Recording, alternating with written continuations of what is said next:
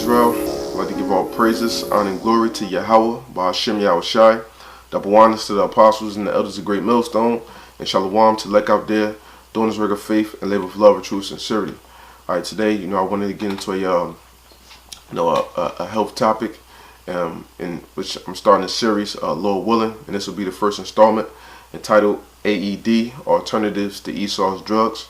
Okay, and the first drug of ESAU, that I want to get into is dealing with the aspirin, but before that, I just want to get into a brief health scripture that I always, a staple scripture I always get into, alright, which is Sirach chapter 30 verse 15.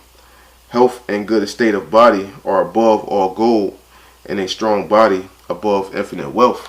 And dealing with today's society, everybody's so hooked on, the over-the-counter medicine, of ESAU, what doesn't bring about the optimal health, for us, living upon the face of the earth. We are organic beings, which come from the earth. Therefore, and something organic has to be treated with something organic. You can't treat organic with inorganic. Okay, that doesn't go together. And people being so hooked on these over-the-counter medicines, not even thinking about the times of old, how they used to heal themselves back then. Because back in the ancient times, we didn't have all these chemical laboratories and these specially made pills, so on and so forth. Everything was from the earth, and people managed to live back then. So people should have it within their mind, how are we to live now off of the earth, being that we come from the earth, and dealing with a lot of ESAU'S chemicals and poisons that he whips up in a bottle, whether it be liquid or pill form. They leave you feeling as though you've alleviated one pain, but they're causing detriment unto you and causing other pains unto you. So therefore, leaving you at that constant deficit where you're always leaning upon this system to heal you for this and to cure you for this and for this problem and this problem.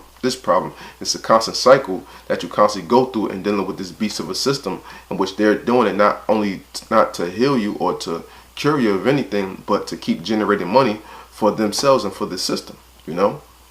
So getting into the aspirins, the first thing normally people take aspirin for is with a headache, fever, maybe migraine, some type of anti-inflammatory issue they may be going on with them, for analgesic, for pain in general, and to stop platelet aggregation, which is the blood from clotting.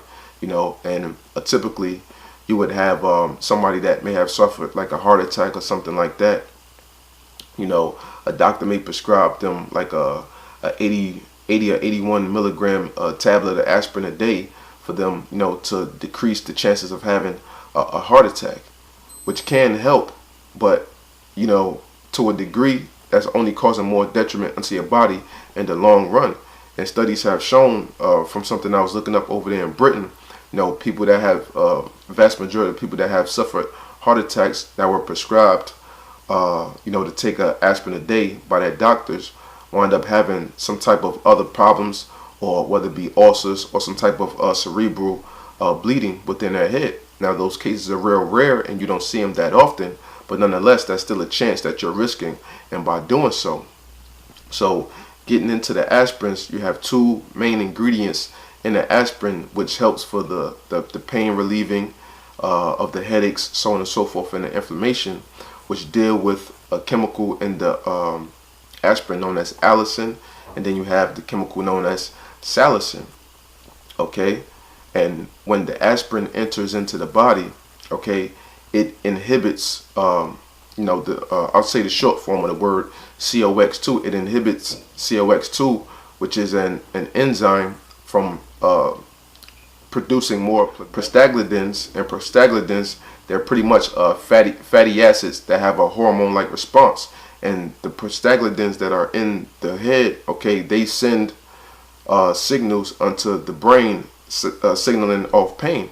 And when you get a headache, the prostaglandins wind up overproducing themselves, causing that inflammatory response, wind up causing that headache. So, as I said, when aspirin gets into the body, it inhibits the COX2, which stops the prostaglandins from producing themselves, which will eventually take away your headache and the pain. So that's what dealing with the aspirin. So what they do, okay? But ultimately, they're causing more damage unto you, because the prostaglandins, which I said are fatty acids that produce a hormone-like effect, we have them damn near in every cell within our body. So when you're doing this, you're also inhibiting prostaglandins within the stomach, your stomach lining, your stomach mucosa, from having good and beneficial properties within your stomach. And you're also doing heavy damage into your kidneys and your liver as well. Okay, so dealing with the fourth alternative, of course, brothers know a lot about this, which is garlic. And getting into garlic, okay, I'm just going to get straight to the point, because brothers know a lot about garlic already. Get to the garlic. You have 3 compounds of the garlic, which is great for the headache, which I said produces the chemical allicin, just like in the aspirin. You have aline, you have alanase, and then you have allicin. Okay, you have the aline, which is a sulfur compound. You have the alanase, okay, which is an enzyme. And when those two come together, they form the chemical which is known as allicin. And allicin is ultimately formed in garlic when garlic is either chopped or crushed. Okay, and when you chop or crush garlic up, you have to leave it out for at least 10 to 15 minutes for it to form that chemical known as allicin. Now, the longer you leave the garlic out, the more it will lose its chemical properties. Approximately after 3 hours, it loses 50% of its chemical properties. So, after you chop up that garlic, you want to leave it out, as I said, 10 to 15 minutes, maybe 30 at the most, and, take it back. And, Lord willing, that could be one way to get rid of your headache or the pain in which you're feeling. Okay.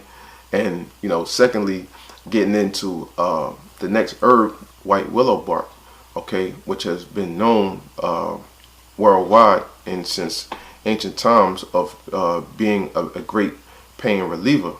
Now, Esau been knowing this, because it goes back into, as they say, from the time of Hippocrates, who, Esau deems as the father of medicine, so to speak. So pretty much with the white willow bark has always been used as a pain reliever. And Esau found this out during the 1800s, specifically 1829. They wound up isolating the chemical known as salicin that's within the white willow bark, that's primarily used for the pain relieving effect. So after they done this, and through years of process through the 1800s, they wound up making a chemical form of the salicin. Okay, and then during 1897, you had this devil of the corporation that they have out now, which still produces aspirin, known as Bayer, the guy by the name of Felix Hoffman and a couple other scientists. They wound up, putting the salicylic acid into an actual pill form, and there was and they named the drug aspirin. So there was the first aspirin actually made during the year of 1897.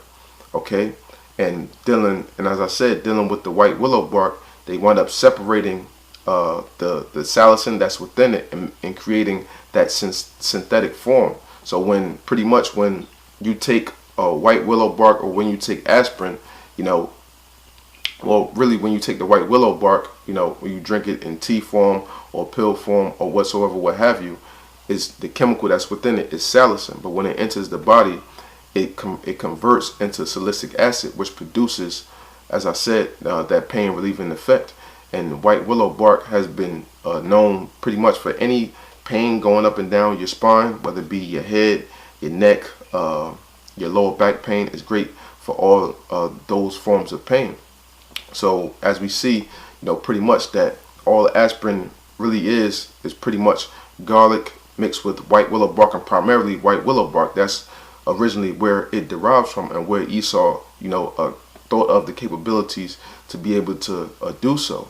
And as I was getting into dealing, how somebody might have had a heart attack and Esau prescribed them, to take a tablet of aspirin daily, to prevent platelet aggregation, so that they won't catch a future heart attack, so on and so forth. When all you truly would have to do was take maybe a few dashes of cayenne pepper and some turmeric, to reduce any inflammation and to stop the platelet aggregation, man. There are all types of alternative methods that are out here, to use besides Esau's poisons. And of course, as I said, pretty much as I said with the cayenne pepper and the turmeric, of course you can't use the store brand. You have to use, a herbal brand that's of a therapeutic dose. And then with the cayenne pepper, the heating units have to at least be 90,000 heating units above for it to properly work effectively, So, with that, I want to bring out a quick health, another a precept, because we got to remember that dealing with these herbs and things of this nature and different forms of healing ourselves, to constantly do the work and for us to be okay as far as health-wise, we always have to remember, that the Lord just placed these here as tools, for us to heal ourselves. Because, the natural way of the earth and how things were meant to be, everything was set up for us as food. But through Adam sinning and going off, of course, through Eve, what the earth, that's when the earth started decaying, started deteriorating slowly but surely. And that's why now we need these herbs and various things no longer as food, but as to heal our bodies from our sickness and from our infirmities. Okay, so real quick, this is the book of Wisdom of Solomon, chapter 16, verse 12. For it was neither herb nor mollifying plaster that restored them to health. So mollifying plaster is pretty much you taking an herb, you crushing it up or blending up, so on and so forth, and you making a paste out of it. Like I said, pretty much like with the garlic, you can take that up, you can crush that up, you can make it into a paste, and you can put on, whether it be a napkin, a cloth or something, and rest it on your forehead or wherever you're feeling the pain, and Lord willing, in due time it should relieve that pain. And you can do that with a lot of these herbs. Okay, make them into a paste and put it wherever you may be feeling some type of aches and pains to relieve that issue and what you're going through. So, for it was neither herb nor mollifying plaster that restored them to health, but thy word, O Lord, which healeth all things. So at the end of the day, it's at the word of YAHAWASHI that we are healed from these various ailments or plagues, sicknesses, and whichever we're going through. Because prayer is always first and foremost before anything. That's why the scriptures say, my son, in our sickness, neglect not to pray unto the Lord, that pretty much that he can make thee whole. So in using these herbs and stuff, we always want to give all praises, honor, and glory to YAHAWASHI first and foremost, because you have a lot of people out here that wind up worshiping herbs and different things like that, worshiping things that were created instead of the creator, So with that, this was the first installment of A.E.D, Alternative to Esau's Drugs. Lord willing, I'll do a second part unto this because I got a couple more herbs that I wanted to get into, but I didn't want this to be too long. So I hope this segment was edifying, and I'd like to give all praises, honor, and glory to Yahawah, Ba'ashem Yahawashi. Double honors to the apostles and the elders of Great Millstone, and Shalawam to the like out there doing this work of faith, live with love and true sincerity. Shalawam.